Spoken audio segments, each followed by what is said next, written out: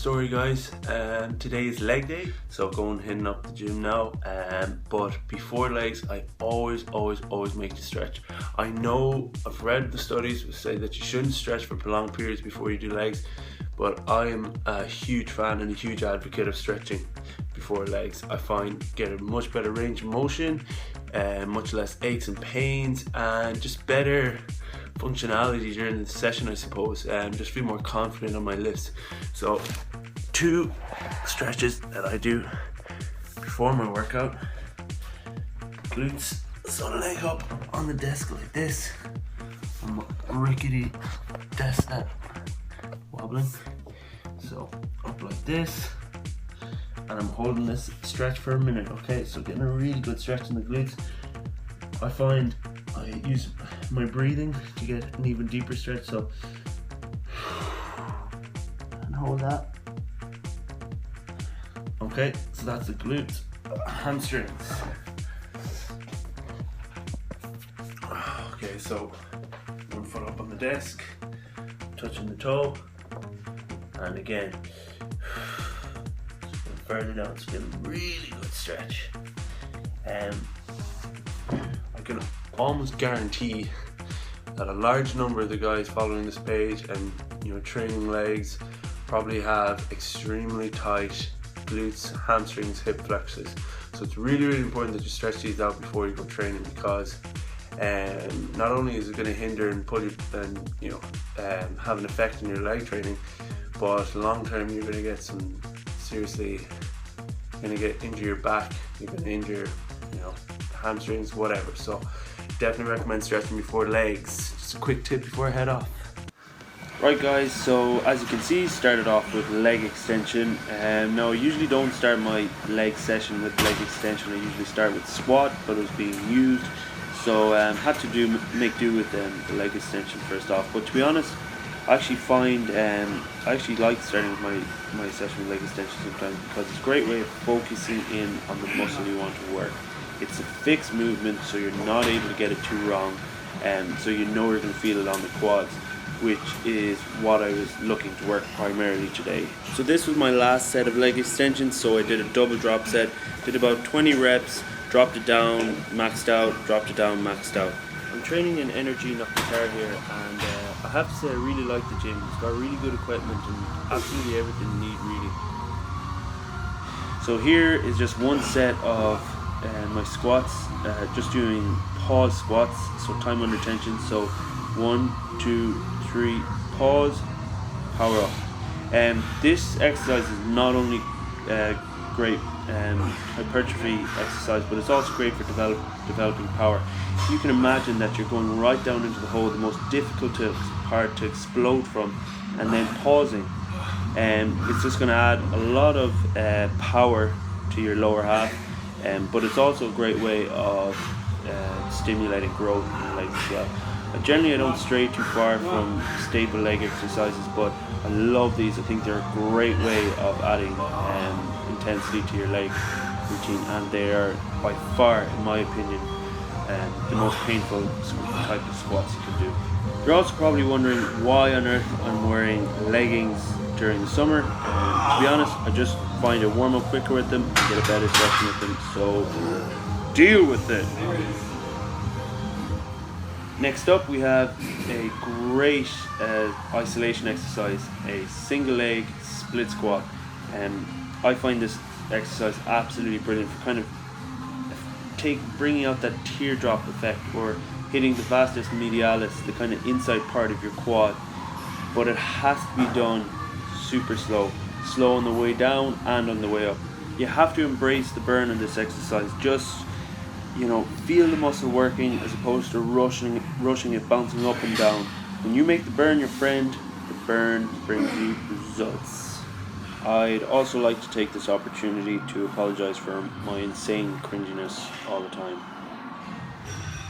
And the last exercise of the day was the leg press. I usually always finish my leg workouts with leg press. It's a fixed movement. You can't go too wrong, and I find it a great overall finisher, because it's not just hitting your quads, it's hitting your glutes and your hamstrings to an extent as well. So again, super slow in this exercise. You know, work to feel the muscle as opposed to pushing the weight. I usually finish on machine exercises for nearly all my body parts because it's a great way of getting that last bit of energy out of your body in a safer environment, to say doing a squat or an Olympics movement.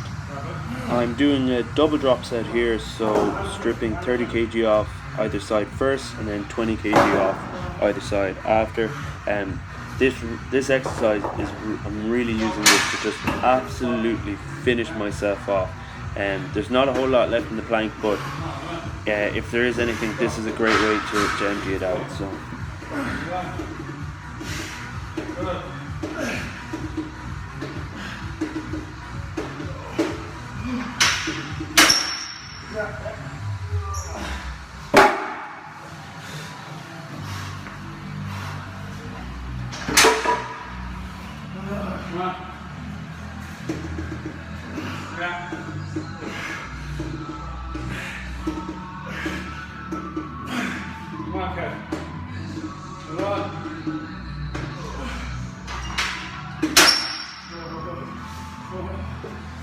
This is the moment where I thought I had actually died and could see the light, but turns out it was actually just a light over my head, and I did actually make it through. But wow, if you want to destroy your legs, give this session a go.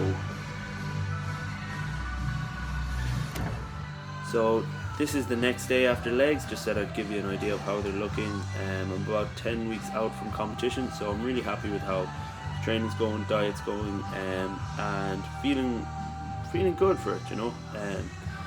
But yeah, gotta stay on top of things because this is where you make it or break it. What's going on, guys?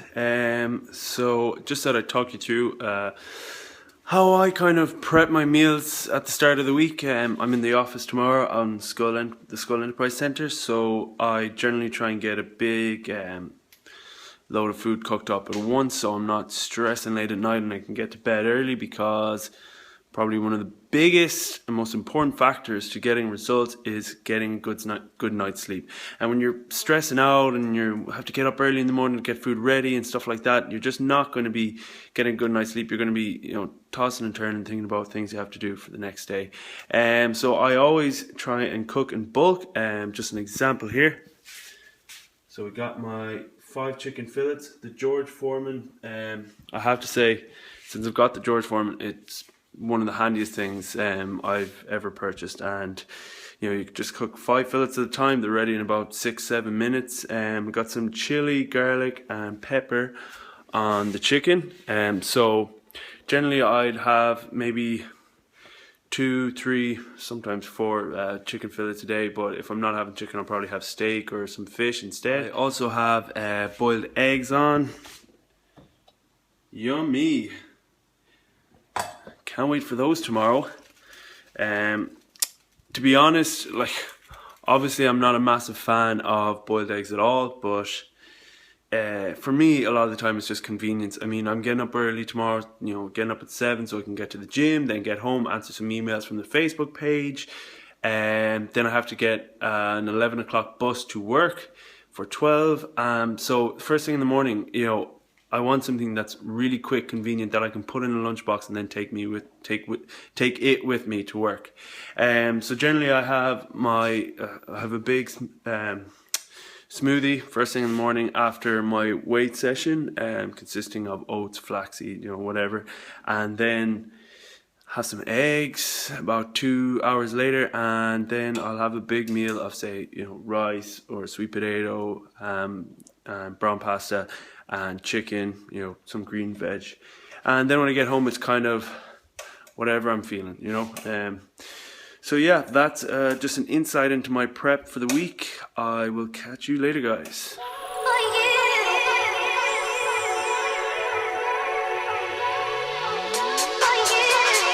Oh, yeah.